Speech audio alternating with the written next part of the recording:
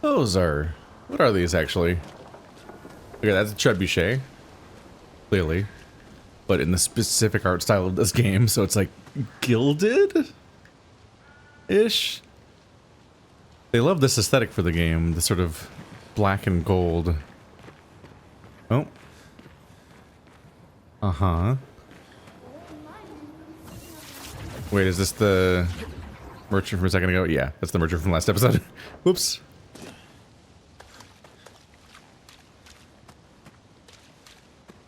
I think those are mostly for hauling ammo.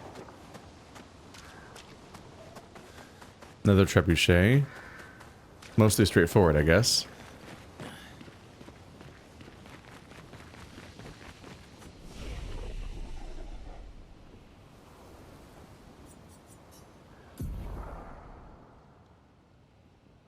Where do I ultimately want to go with these characters? I wonder what's up with the locked part of the tree. They all have 3 locked skills over there. Yeah, separate from the tree. So it's completely different from the other guy having his tree locked because he was going to die.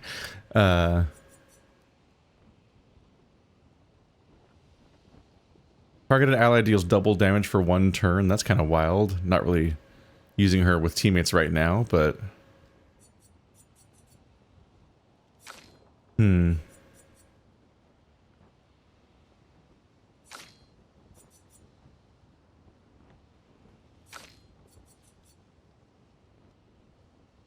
Revenge. Deals high single target fire damage 1 hit, and damage increased for each hit received since previous turn can break.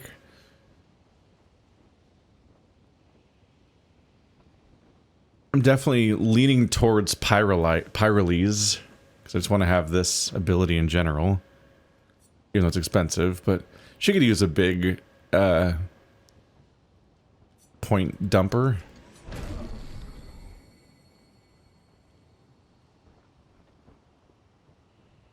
It's potentially useful for her to have a break skill. Question is, what do I replace it with? I like having my 2 alternating fire spells for when I really want to burn through a boss. Haha, burn. Because they specifically go back and forth between their synergies, which is really cool. I don't use guard up very often. This makes people vulnerable to fire, which has its usefulnesses when we're spamming that stuff. This makes people defenseless in general. Maybe get rid of guard up. I don't really use shell. Whereas having a break button is very helpful. And I'm not really in a hurry to think about my skills again for the other characters right now. Maybe some other time. Expedition basics. Buffs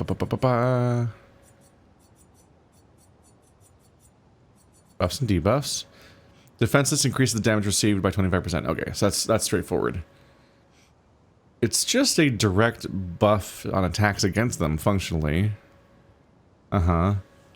Powerful is 25% damage. Regen is 10% health. Rush is 33% increase in speed. Shell is 20% reduced damage received. So not super strong. Powerless reduces damage dealt. Slow makes them slower. Not as much as Rush makes them faster.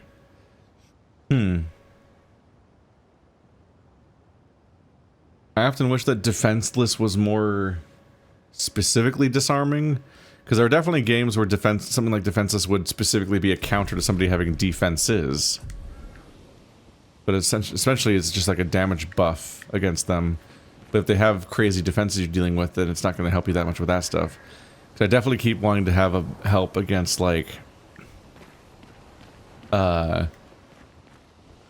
given that it's a shield, it's a broken shield icon, you would hope that it helped against when an enemy has a bunch of shields on them, but I don't think there is a strategy besides just specifically either spamming your ranged attacks at the cost of 1 AP each, which is expensive, or just simply having characters have at least 1 multi-hit attack ready, so they can try to spam through all of them. Yes, I was intentionally waiting here because I knew that the moment I started this bridge, a cutscene would start. I've played a video game before.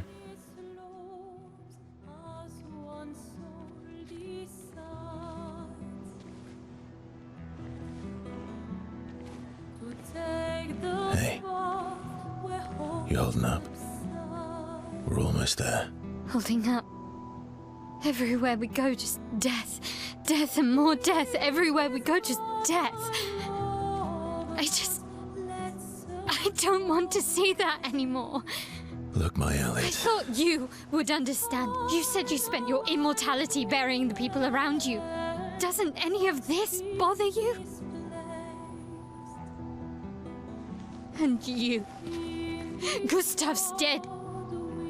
How can you keep going like nothing happened?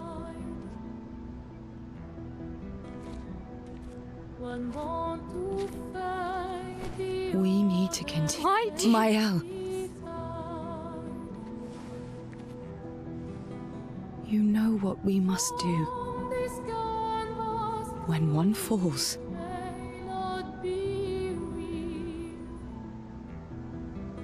come on.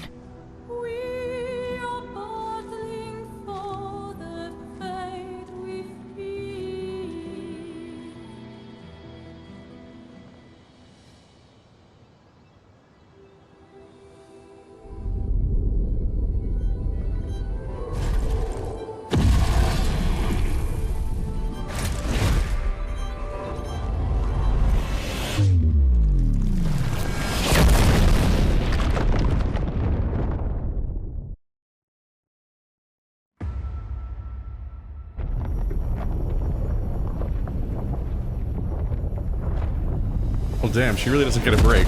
Oh god, it's just more piles of bodies.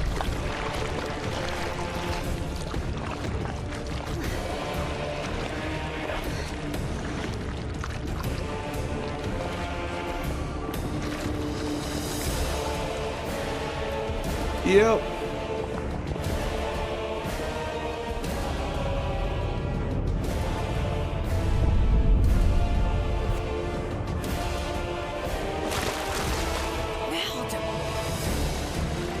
Are you hurt? Fine. Thanks.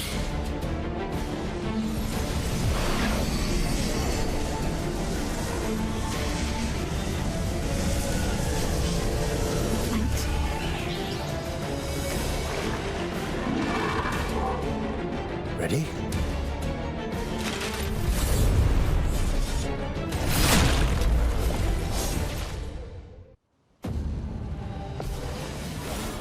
The Dualliste, spelled interestingly.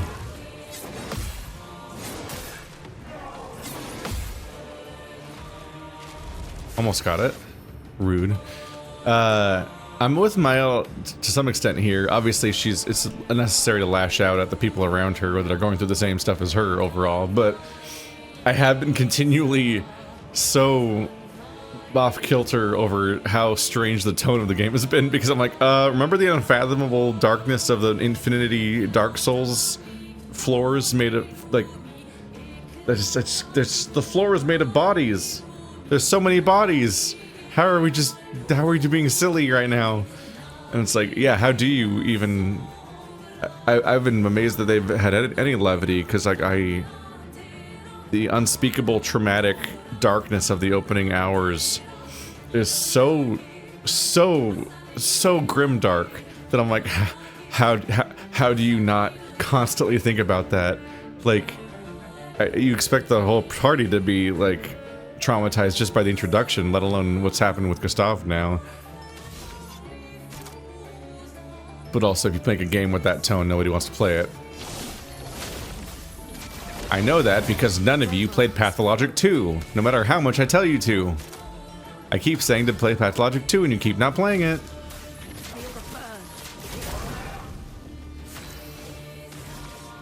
But my power fantasy. Incoming. Ah, damn it. Let's carve a path. Here we go. A storm is coming. High level burning, please. Ah. I wasn't ready for the jump. I didn't catch the symbol in time. Damn it. Wow, she has a lot. Is it time? I don't have a 9 because that's what I'm saving up for is the big 9. Womp womp.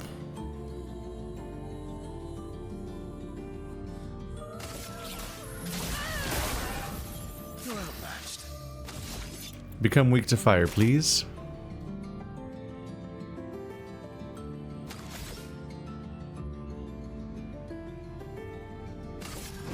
Here we go. This combo really does just kind of grind your way towards having high rank, hopefully. Feel the burn. Watch out, my ally. Wow.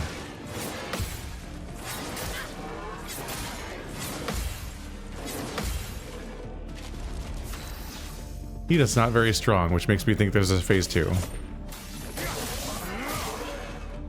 Did I miss that? I might have missed that. The dance begins. He's about to explode. I'm only just now getting to the part where I get to do this. 14 burn. Oh, I didn't even trigger the explosion.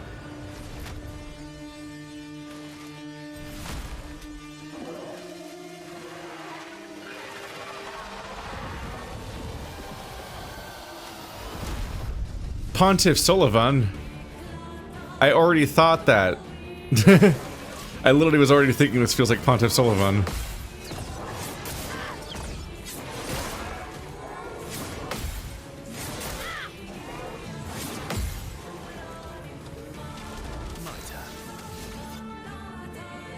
Well, that was rude of you.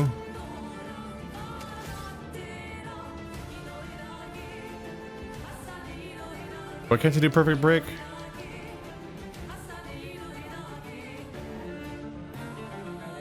Oh, I don't have the AP for it right now. Right. He also doesn't have much break on him, unfortunately.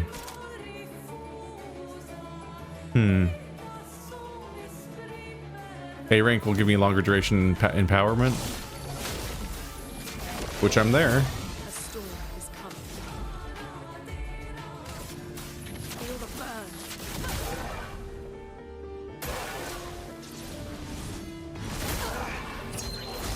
Ah! It's sharpened. Rude. Defensive. 26 burn stacks. We love to see it.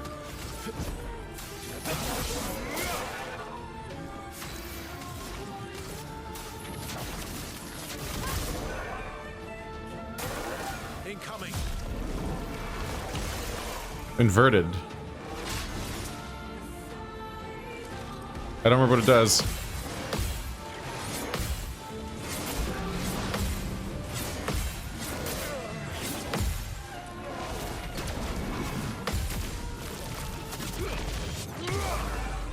Long combo, and maybe you pairing all of them didn't even matter because it ends with that. Inverted is a status effect that prevents the character from being healed. If the character is healed while inverted, they take damage instead. Oh. But I'm guessing that they don't get healed by damage. So that one, that gives me context for that other thing I found earlier, which seems like it'd really be bad for me, actually. Well, he's already dead. He just doesn't know it yet. If I can help him along.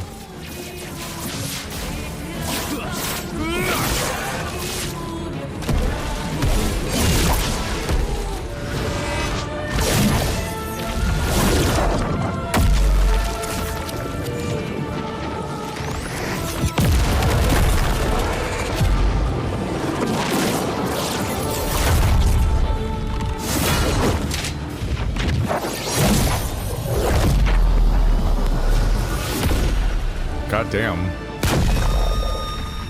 On one hand, I was like, oh, I've got to parry these. And then I was like, why is Seal in this fight? I'm not playing as her right now. Base attack is 1 extra hit. Ooh. Well, that's nice. That seems really powerful, actually, for whenever you need to do base attacks. Well, turns out this Nevron wasn't that strong, but you did well. You learn fast. If that's the one, they were pretty strong if they killed this many people. All this we're fighting for.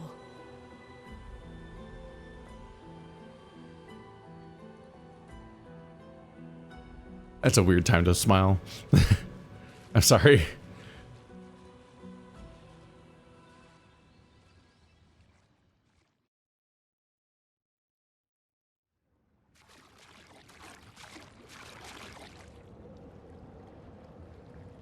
Oh, not a good hole to be in. The Dualisto. Dualisto.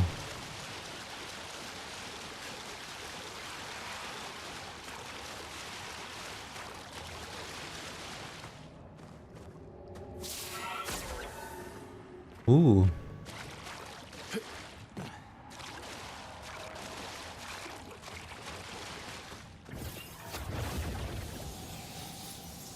Did he take out the bridge? Like, can I not go back now?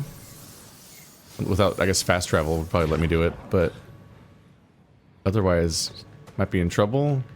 Maybe you get the ability to revisit the first island once you teach, what's his name, how to fly, which is clearly coming. Because there's stuff in the sky. But at some point, I assume he just becomes like an airship.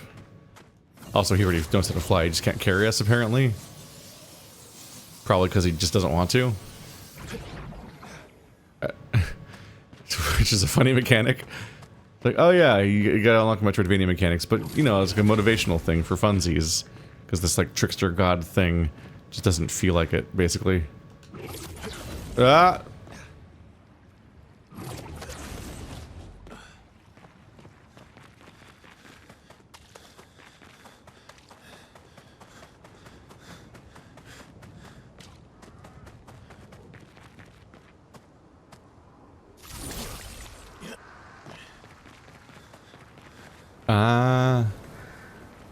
Is that our solution? Whoa, the entire color temperature changed when I jump across. That's wild.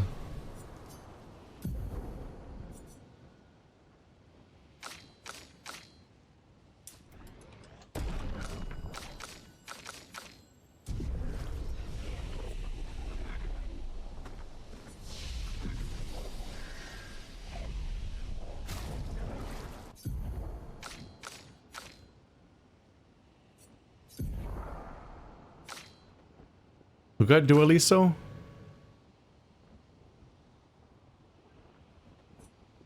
We're breaking the naming convention of the weapons. Play again after a base attack. 50% increased base attack damage. Base attack gives 4 perfection.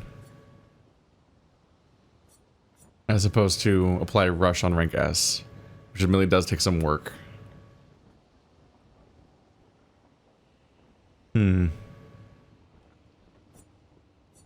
It's a lightning weapon. Currently pretty weak.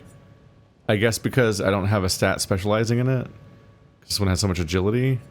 It's only 1 level lower though, like it seems really weak. Is lightning damage really strong? And why did we break the naming convention? I thought we had a naming convention for every character's weapons.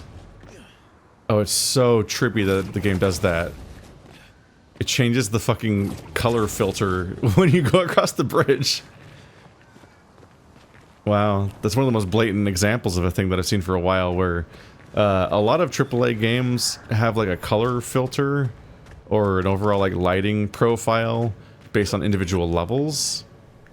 And instead of having like dynamic lighting or like, you know, like the actual lighting of the environment be self-justifying, there's sort of like an artificial color shift going on in many cases because they just decided the level looks the best that way.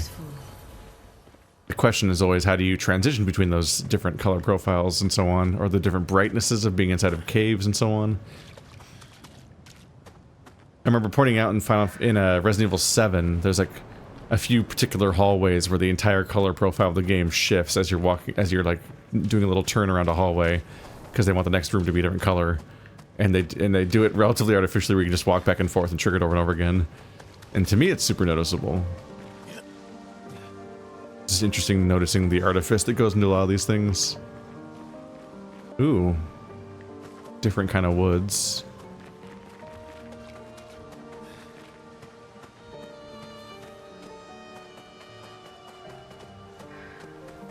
Still giving a quarry vibe, too. A different approach to craggy rocks. What have we here? Revived tints also give 3 AP. Nice.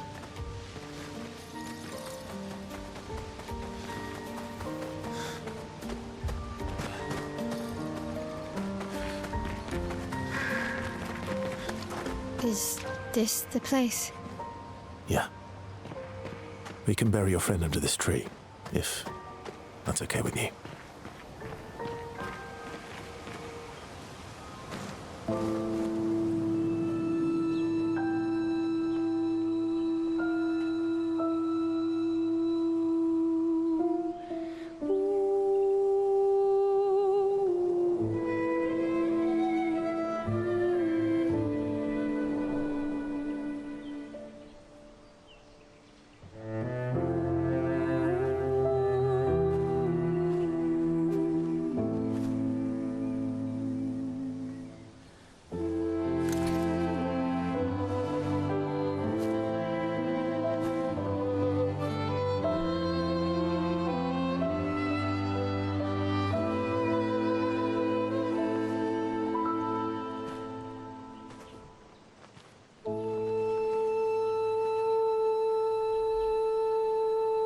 Couldn't wait for me, could you?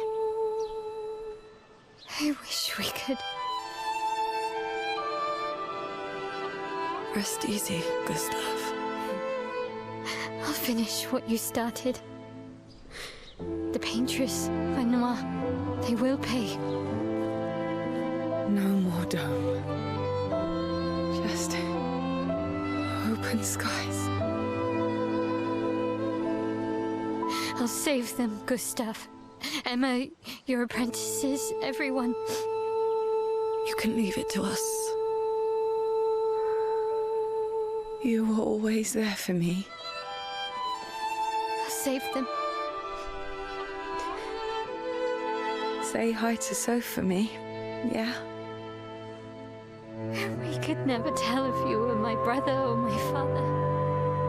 But to me, you were both. Best brother and father I've ever had. When one falls, we continue. Thanks for being my family.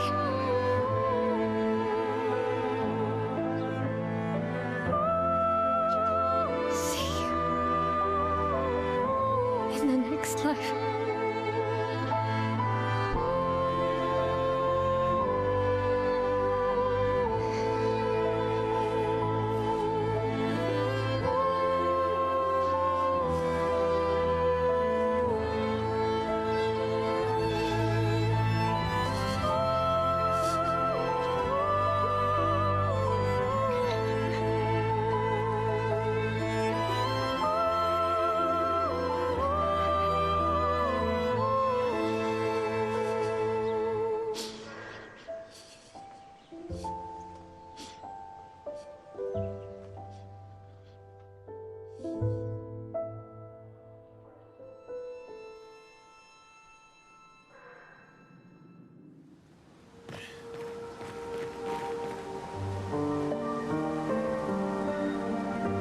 It's great seeing how contrasted all the characters are, like how differently they react, even where they choose to look during scenes like that, how they compose themselves. CL feels kind of like a Karlach, kind of. The firebrand warrior woman that has like this pain inside her that only certain people get to know about. That tree is sticking right out of that rock in a weird way. Luna is the person that's like forced to be stoic, essentially.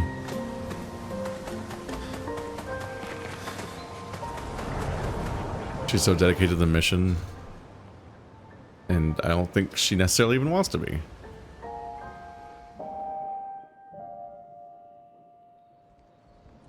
For about 2 hours. Then there's a big lake. We shouldn't go there at all. We should make a right, and then it's gonna take a few hours, and then we make a stop. We get some rest and some food, and then from there, we head north to Monoko Station. Why there? To recruit my oldest friend. We'll need the extra firepower, because our next goal will be to take down the Paintress heart. Her heart? Yes. You can't just stroll up to the Paintress. The chroma there is far too dense. It erases anyone who gets close. But if we destroy her heart, the barrier will fall. Okay. So where is this heart? What does it look like?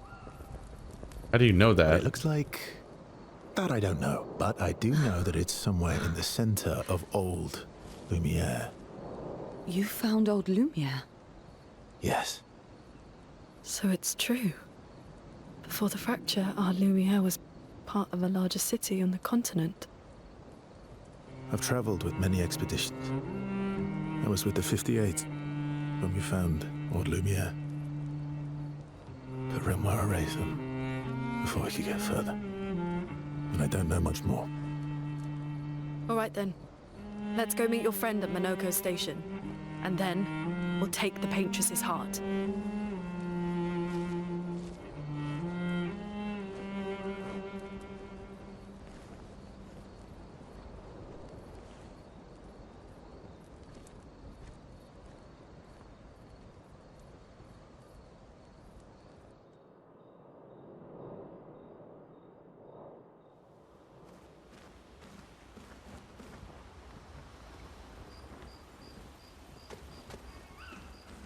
The fracture, the fracture, the fracture, the fracture. I'm gonna forget again, I'm sure. It's just, you know, it's the relatively generic thing. I remember words that are synonymous to the idea. It's fine. I do wonder how he knows that if you take out the Paintress's heart, this barrier will fall. Because I presume that this is a situation that has never occurred in the history of the world. So I'm like, how do you know the mechanics of this exactly? That's strange to think about.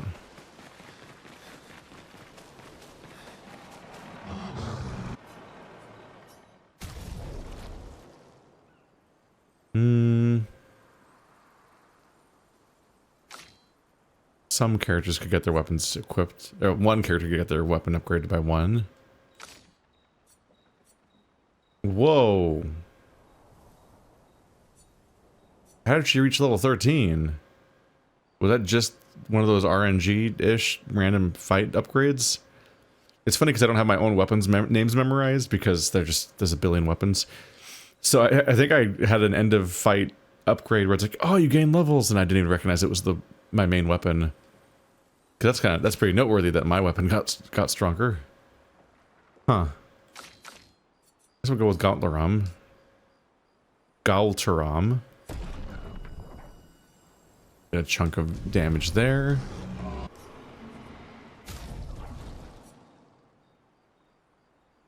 It's surprising to me that we seemingly have maximum upgrade the MP item because I'm like, isn't it pretty early?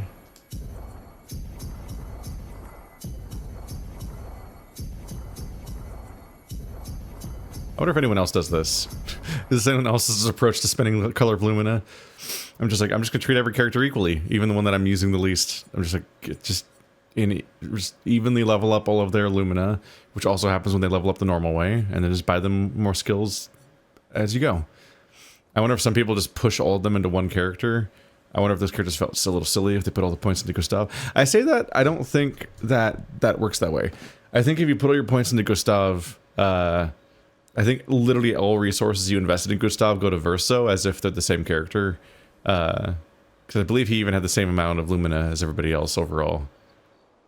I think that's how they clean that up mechanically without you feeling like you were mechanically betrayed by taking away all of the resources you invested in that character.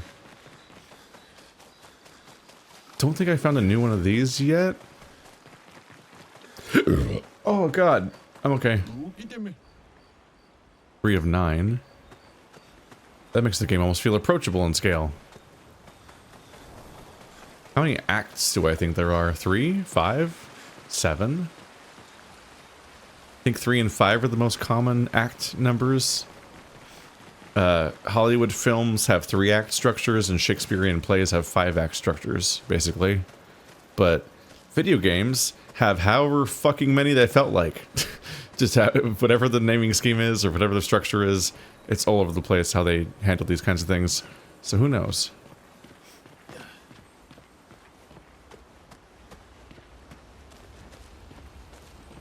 I'm opting not to really play music because I think it interferes with how audible voice lines are, and I think that's just kind of annoying for everybody. How far up the mountain is Monoko Station? Will we see snow? Not too high, but yeah.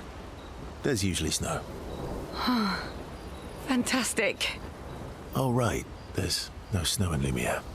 No, only in books and paintings.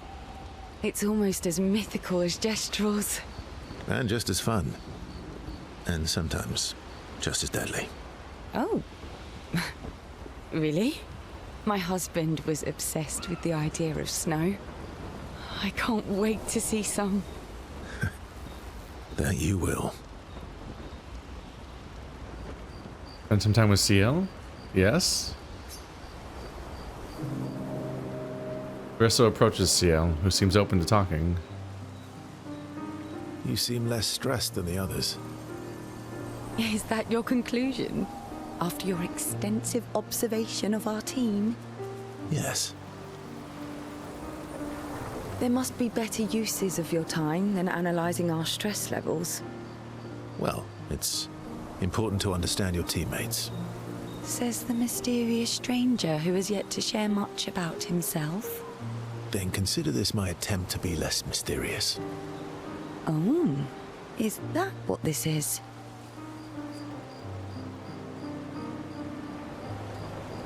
I'll trade you. A story for a story. Quite fair, I think. Well, there are stories, and then there are stories.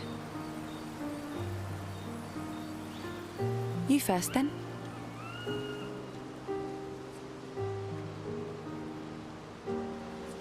Something unusual, then?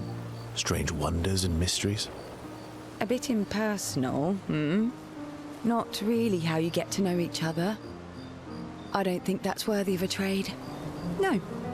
Tell me something dark and melancholy and personal. Ooh, going straight for the heavy stuff, huh? If we're going to share, let's share.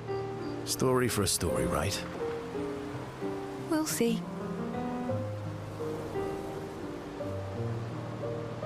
Verso and CL spend the next few minutes arguing whether CL should also share.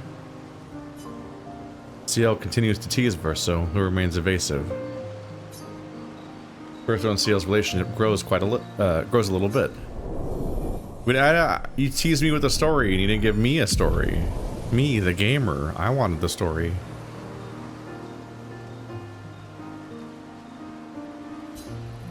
They head back to the others. You can't switch, right? Yeah, you can't switch characters. So I guess that does functionally frame Gustaf and now Verso as the main character, or at least the protagonist, because he's the POV character. That I suddenly wondered if there was some crazy complexity going on here with relationship scores, in that you might have a relationship score with every combination of characters or something, but it really is just Verso with all these people, and so it's introduced because he's a brand new person that's never met them before, whereas Gustaf already knew them all very well. How far up the mountain? Not too high. Oh, right. No. And just as fun. Oh, my husband. Yeah, so new dialogue does not...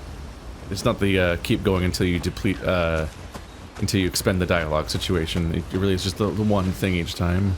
Your oldest friend is a Gestrel. Yes.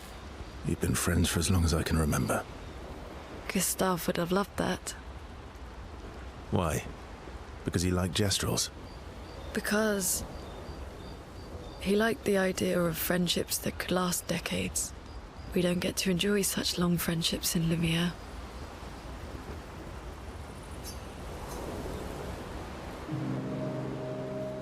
Luna intercepts Verso as he walks by the fire. Why are you allying yourself with us? Not a lot of options out here, in case you hadn't noticed.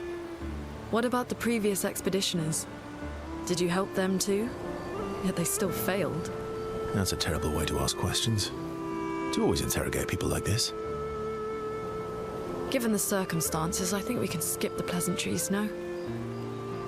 Alliances are usually give and take, as are conversations. Trust goes both ways, no?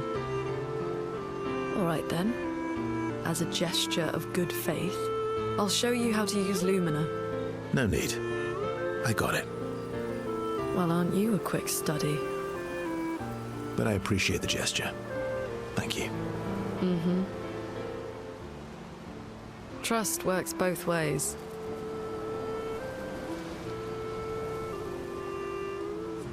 All right. As a gesture of good faith, I'll answer 3 questions. Choose wisely. Only 3. Someone's a bit greedy. 3 questions with 3 follow-ups. You're really pushing this. I think it's reasonable. All right. Go for it.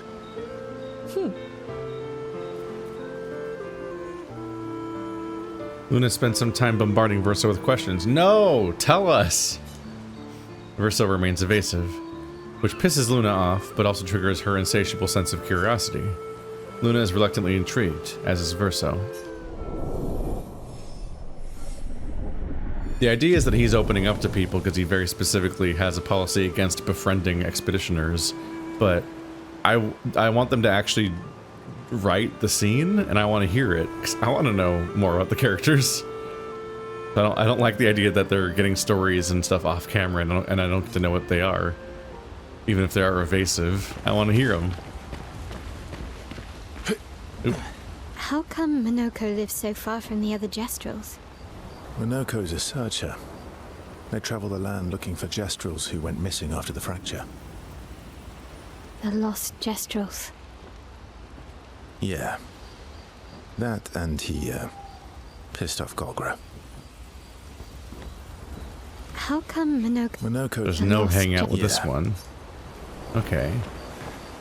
I do still want to...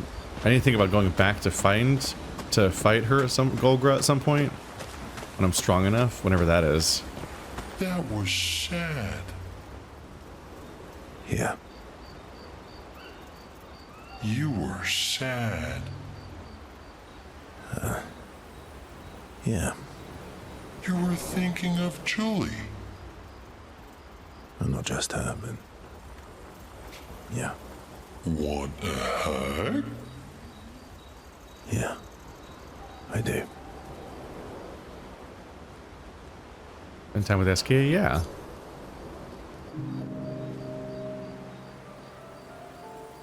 She reminds me of someone.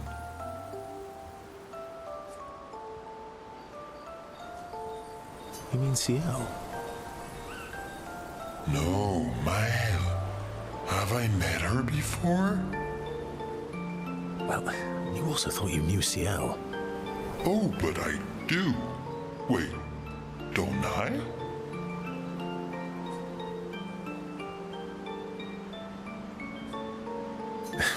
Sometimes I feel like you know everyone. Oh well, that's because you're all cousins. Same, but different.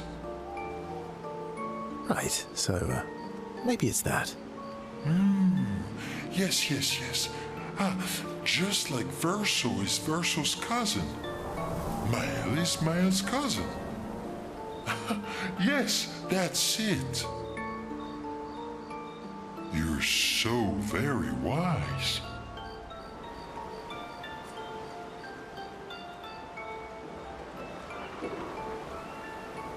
Yep. Verso the Wise. Oh, great name. Oh, can I be Eskia the Great? No, wait. How about Eskia the Brave? Oh, no. Eskia the Great is better. You're just a big ball of nonsense sometimes, aren't you? That's why we're best friends. Eskia and Verso have fun talking to each other a bit more. The bond grows. Has this been tutorialized in any way? Like, do these numbers mean anything? Are they reviewable anyway? Can you look at what they are? talk a bit more nonsense before getting back to the others. Let's see. Level, combat stats, attributes, wardrobe, lumina. I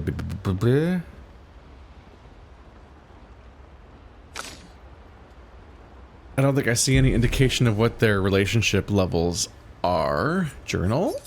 No, that's always this. No, nothing else. Kind of always expect the journal to be like a codex and other things, or have tabs. It really is just the one thing. I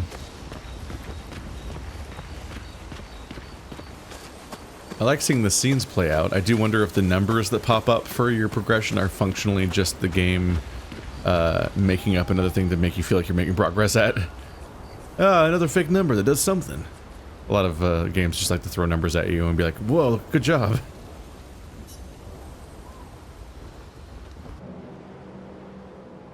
Mael quietly approaches Luna, wanting to apologize for her behavior on their way to bury Gustaf. Hey. Hey.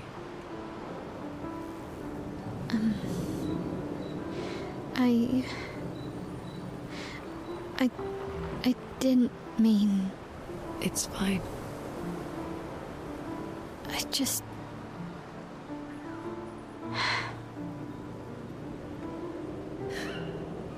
I miss him too. It's hard. The pain we feel every time we lose someone. I've tried many ways of dealing with it. Running from it, sitting with it, compartmentalizing it. But what I needed was to use it. To use everything. What do you mean?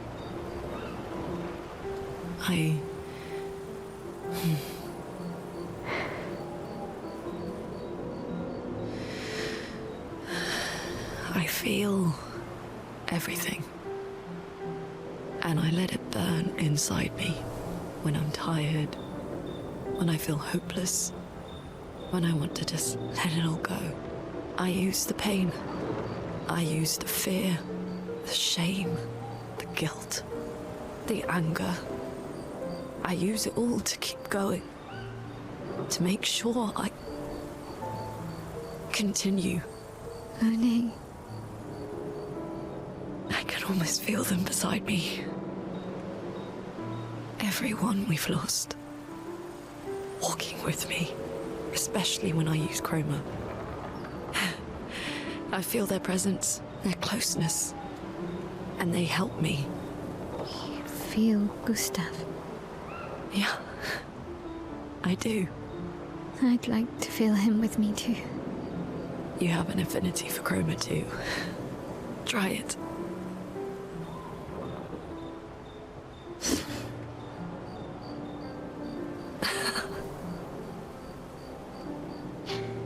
How do you always know what to do? I don't. Want to know a secret? I have no idea what I'm doing. And I don't think anyone else does either. Really? Don't tell anyone else I said that.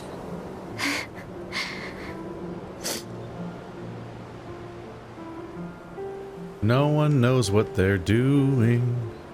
Mael and Luna spend more time together in a moment that was special for both of them.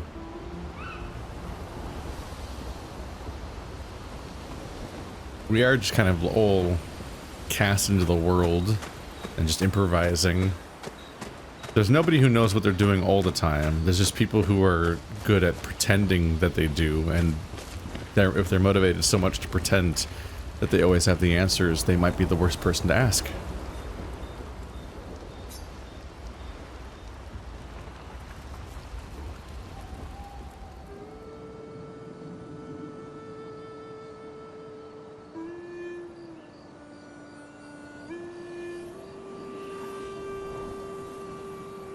What are you working on? Contingency plans. If we fail, Expedition 32 will need every bit of information we have. Right, but how are you going to get it to them? I asked the Gestrals for help. Smart.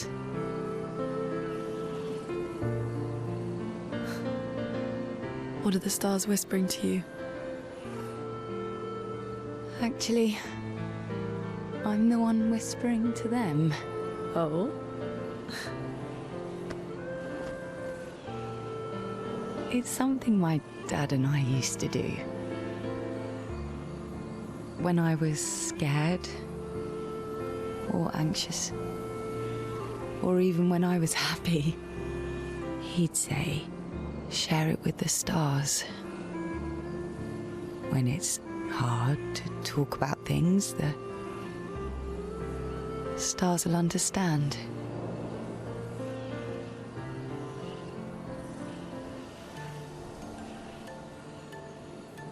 I like that.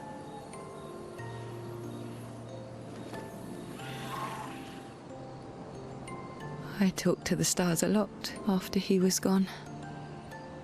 I remember the night we first met at the Crooked Tower. Right. After the gommage. I was surprised to find you there. I thought I was the only one who knew about that room. I had to get away from the harbour. And those damn petals everywhere. So I climbed up.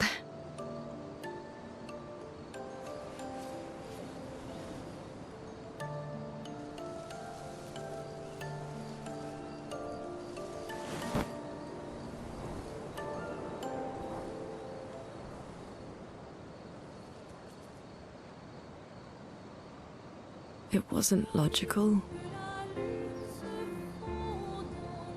But parts of me really believed my parents and their expedition had succeeded. That they'd stopped her.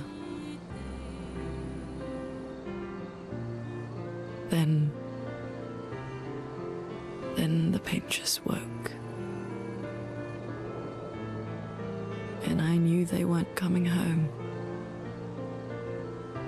You know, it meant a lot to me. The comfort we shared that day. But you avoided me after. Why?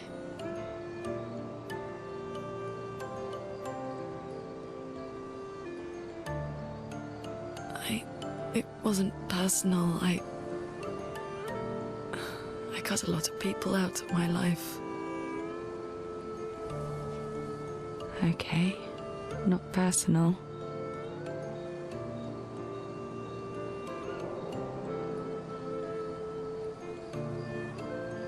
That day, I knew my parents had failed. They were counting on me to finish their work. I couldn't afford distractions. Friends are not distractions. I know that now.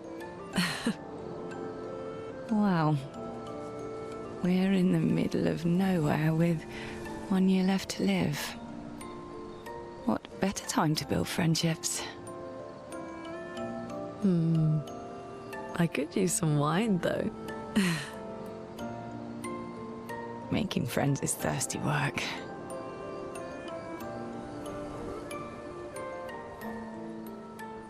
In front of my salad?